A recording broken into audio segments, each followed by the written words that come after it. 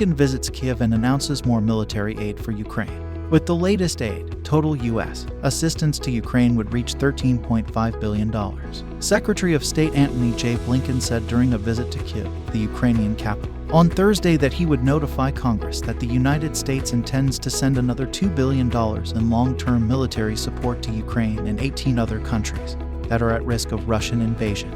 Separately, President Biden has approved a further $675 million in military support for Ukraine. Defense Secretary Lloyd J. Austin III said, as the United States seeks to bolster Ukraine's defense and its efforts to reclaim territory lost to Russia.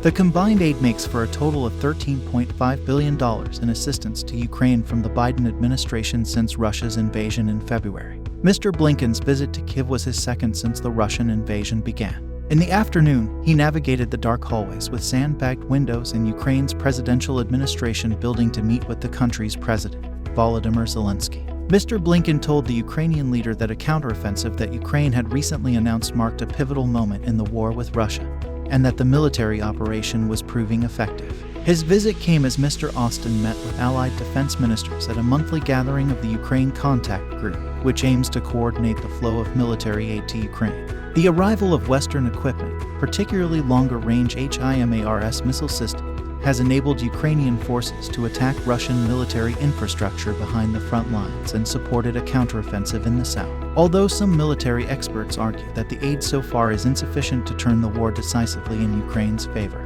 Ukrainian forces have begun their counteroffensive in the south of their country, and they are integrating the capabilities that we all have provided to help themselves to fight and reclaim their sovereign territory, Mr. Austin said at Ramstein Air Base in Germany. This contact group needs to position itself to sustain Ukraine's brave defenders for the long haul, he said. That means the continued and determined flow of capability now.